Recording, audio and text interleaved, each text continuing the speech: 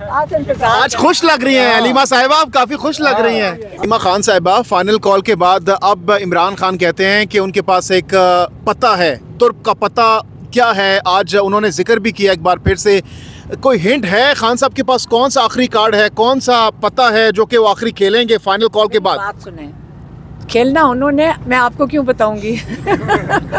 Idea as a sister idea تو ہوگا اس کا، کیونکہ ٹائمنگ بہت امپورٹنٹ ہے. آگے پتہ ہے لیکن میں کیوں آپ کو بتاؤں گی، عمران خان خود بتائیں گے. نہیں میں بالکل ہنٹ بھی نہیں دوں گی، میں بتاؤں گی بھی نہیں، اور نہ ہی میرا کام بنتا ہے. میڈم بتائیے گا 24 نومبر سے لے کر اب تک کیا آپ تحریک انصاف کی جو لیڈرشپ ہے اس سے مطمئن ہے، اس کی کارکردگی سے مطمئن ہے؟ میرے بھائی کی بات کرو، میں بات کروں گی. علیمہ خان صاحب آپ نے کہا کہ آپ کو آج علی محمد خان نے کہا ہے کہ جو منظور نظر لوگ ہیں ان کو خان صاحب سے ملنے دیا جاتا ہے. میں تیسرا دن آ رہا ہوں، نہیں ملنے دیا جا رہا. ماشاءاللہ علی محمد تو بہت دفعہ یہاں آ چکے ہیں، اور یہاں تو آج پورا ملنے نہیں دیا جا رہا. نہیں بالکل نہیں.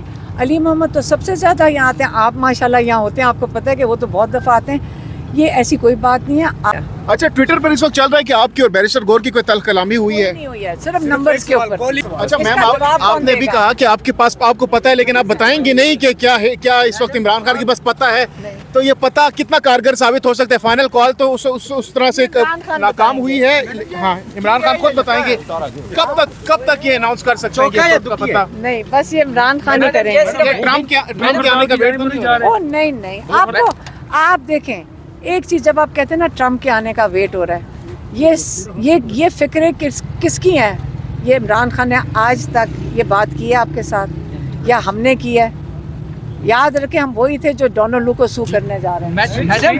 میڈم چھکا ہے، چوکا ہے، دکھی ہے، کیا ہے ایک یہ آج خوش لگ رہی ہیں علیمہ صاحبہ، آپ کافی خوش لگ رہی ہیں.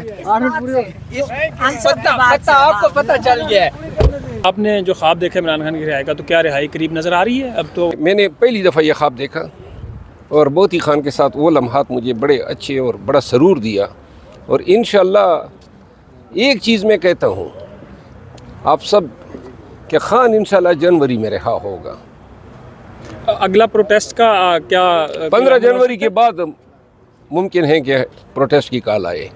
اور یہ بتائیے گا کہ جو لیڈرشپ میں کہا جا رہا ہے کہ کارکنوں کی بہت زیادہ تنقید ہے، اور لیڈرشپ بھی کہا جا رہا ہے کہ پیچھے ہو گئی ہے احتجاج کے بعد. میں آپ کو یہ توسط سے یہ پیغام پاکستان تحریک انصاف کے تمام کارکنوں کو دینا چاہتا ہوں. آج نہیں روزانہ آپ دیکھتے ہیں ہم کن صعوبتوں سے گزرتے ہیں. گرفتاریاں ہوتی ہے، مار پڑتی ہے، پرچے ہوتے ہیں، تذلیل ہوتی ہے. خود اپنی مثال دیتا ہوں، جب آپ شکایت کریں گے تو یہ بھی تو یاد رکھیں نا کہ ہمارا واسطہ کس طرح کی یزیدی قوتوں سے پڑا ہے. ہمارے پاس جو ہیں محدود وسائل ہیں. میں وکیل تھا اور آپ سب کے سامنے یہاں پہ میری بہترین پریکٹس تھی اور ملینز میں کمایا کرتا تھا. آج تقریباً سال ہونے کو ہے کہ ہماری جو پریکٹس ہے وہ قربان ہو گئی پی ٹی آئی کے لیے. اس کے بعد ایک گھر گرایا، 7 کروڑ روپے اس پہ ایسٹیمیٹڈ اخراجات تھے. گاؤں کا گھر جلایا. باہر جانے پہ پابندی ہوتی ہے، ہائی کورٹ سے رجوع کرتے ہیں. گھومنے پھرنے پہ میں پنجاب میں جا نہیں سکتا ہوں، جدھر جاتا ہوں جن کے پاس جاتا ہوں ان کو اٹھا لیتے ہیں. گھر میں کئی دفعہ گھسے، توڑا. میرے بردر ان لا کو کڈنیپ کیا، مرڈر کیا. کون سی ایسی مصیبتیں جس کا ہم نے جو ہے فیس نہ کیا ہو. نہ اس پارٹی میں کبھی سینیٹر رہے، نہ پی ٹی آئی میں کبھی مستفید ہوئے، نہ کبھی وزیر ہوئے، لیکن پاکستانیوں کے لیے، عوام کے لیے اور خان کے کاس کے ساتھ کھڑے ہیں. یہ قیمت ادا کر رہے ہیں. یہ ڈی چوک پہ بہت بڑا قافلہ جو تھا وہ میرے علاقے سے آیا، یہاں دھرنے میں شرکت کی، اور جو فرائض تفویض دیے تھے وہ میں نے ادا کیے. اس کے باوجود اب علی امین خان پہ تنقید ہوتی ہے. علی امین کی جان جو ہے، میرے پاس ایک ویڈیو آپ کو میں دکھاؤں گا. علی امین اگر نہ ہوتا تو شاید پارٹی جو ہے وہ آج قیادت بھی منہ دکھانے کے قابل نہ ہوتی. انہوں نے بی بی صاحبہ کی جان بچائی ہے. کی گاڑیاں جو ہیں وہ ذاتی پرائیویٹ گاڑیاں تھی جو کنڈم بن گئی. اور अगवा करने की कोशिश हुए, फिर वो उनका पीछा हुआ, उस पर भी मतलब लोग ये एतराज़ कर रहे हैं। ये अली अमीन खान और हम सब ने ये तो नहीं सोचा था कि डी चौक में हम जाएंगे तो ये हम पे तो एक सियासी एक जद्दोजहद और मार खाने की हद तक तो रेडी थे कि चले मार एक शेल चलाएं। हाजा वर्कर से मैं इल्तिजा करता हूँ, देखो पार्टी में हम वॉलंटरी एक रज़ाकाराना खिदमत अंजाम दे रहे हैं। ये भी तो हो सकता था ना, आज के इस वक्त में लोगों को हौसला दिलाने के लिए आपके सामने आते हैं, टीवी चैनलों पे बैठते हैं ताकि पाकिस्तानी हिम्मत ना आ रहे, वरना बैठ जाते अपने घर में बैठे रहते। कोई हमारा रिज़्क बंद नहीं कर सकता है, न किसी के घर से ताज़ा पकी आती है। हम पाकिस्तान के मुस्तकबिल के लिए और पाकिस्तानियों की मुस्तकबिल की जंग लड़ रहे हैं। खुदारा हम पे रहम करें, हमारा वास्ता बेड़ियों से पड़ा है, कोई इंसानियत नहीं है, न इंसानियत की कोई रकम है, तो रमक है। तो लिहाजा थोड़ा सा लीडरशिप पे रहम करें। ये लीडरशिप जो डटी है, पंजाब के एमएनएस का बुरा हाल है, उनके घरों में घुसते हैं, बच्चों को अगवा करते हैं। तो खुदारा अपनी लीडरशिप को बदगुमान न करें।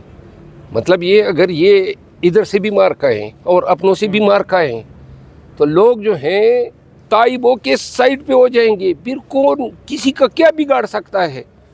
हम रज़ाकाराना तौर पे खान साहब के कास की जंग लड़ रहे हैं और लड़ते रहेंगे।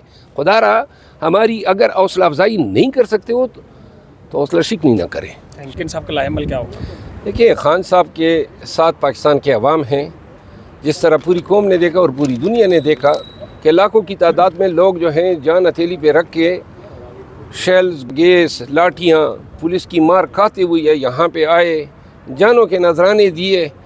और लेकिन खान के लिए और ये 3 दिन 3 रातें बग़ैर मतलब खाने के और कोई नींद पूरी किए, यहाँ कोई सगों के लिए इस तरह नहीं करता है, लेकिन खान के लिए पाकिस्तान के अवाम निकल खड़ी हुई। तो लिहाजा खान अव्वल रोज़ से लेकर आज तक और आखिर तक जो है उसकी तवक्को अवाम से हैं। और इंशाअल्लाह जब नेक्स्ट कॉल आएगी और वो नेक्स्ट कॉल ही ट्रम्प कार्ड होगा। सरवत साहब, ये बताइएगा कि आपने ये नज़र आप देख सकते हैं इस वक्त अलीमा खान साहब वापस